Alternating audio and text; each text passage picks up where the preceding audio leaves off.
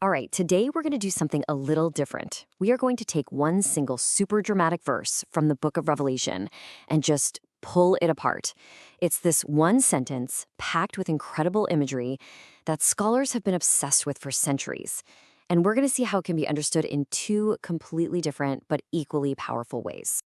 So here it is. You've got a woman on the run from a dragon. There's this massive flood, and then the earth itself steps in to save the day.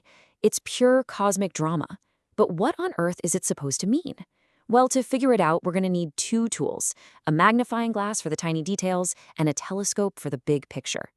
So first things first, let's pull out that magnifying glass. Before we can even begin to talk about the grand, symbolic meaning, we have to get really precise and look at the actual building blocks, the original Greek words that make this scene pop. Okay, our very first clue is right there in the first action word of the verse, epoethesin. Now, this is the Greek verb for helped. But here's the cool part. The way it's written in Greek isn't talking about some general ongoing help.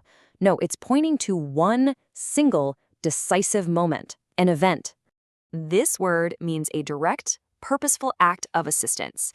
Think of it like a superhero swooping in for a last-second rescue. This is not a happy accident.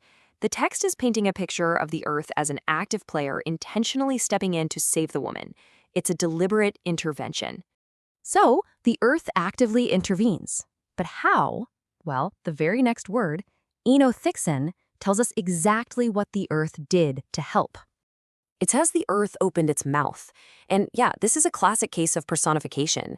The text is treating the earth like it's a living being that can choose to do something. It's not just some passive background scenery. It's an actual character in this whole drama. And now for the final, show-stopping action.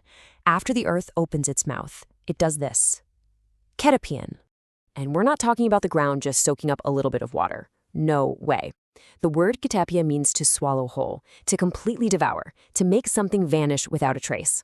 The threat from that dragon isn't just stopped. It is totally consumed, completely neutralized. So literally speaking, we have a direct, personified, and total rescue mission. Okay, we can put the magnifying glass down. Now, it's time to pick up the telescope, because scholars and theologians look at these very precise, literal actions and see them as powerful symbols for much bigger historical and spiritual realities. In this big picture allegorical view, the woman isn't just a woman. She's seen as the church, or all of God's people throughout time.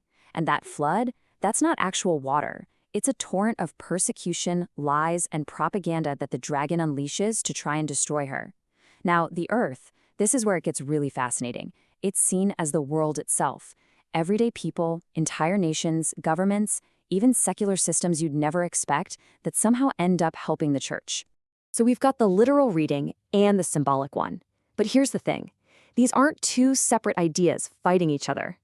The literal meaning we just dug into actually gives the symbolic interpretation all of its power. Let me show you how they connect. Just think about it. The sources point to actual historical examples of this very thing happening. You have Pilate's wife, a pagan, trying to stop the crucifixion, or King Cyrus, a foreign king who God uses to free his people from exile. There was even a Roman official named Gallio who basically just threw a case against the Apostle Paul out of court, protecting him. In every single one of these instances, an unexpected secular source, the earth, intervenes and swallows up a threat. And get this. This imagery isn't something that just came out of nowhere. The whole idea of the earth opening its mouth to swallow a threat has a direct precedent right in the Old Testament. In the book of Numbers, the actual ground literally opened up and swallowed a group of rebels. So this powerful symbol is actually rooted in a literal, historical story from the very same tradition. Which brings us right back to the big question, doesn't it? After looking at it from both angles, is the verse literal or is it symbolic? Which one is it? Well, the real takeaway here isn't about choosing one side over the other. It's about understanding how these layers of meaning actually work together to build a pretty powerful worldview. Here is the key: the precise, dramatic, and very literal language of the original Greek. That gives us the blueprint. The words matter. But that blueprint is used to build this grand symbolic masterpiece, one that tells a story about how help can and does come from the most unexpected places. The literal meaning is what gives the symbol its incredible power. And that leaves us with one last thought. By looking really closely at the words and then stepping way back to see the bigger picture, a single sentence became this profound story. It really makes you wonder, doesn't it? How many other amazing stories are hiding right there, in plain sight, just waiting for us to pick up both a magnifying glass and a telescope?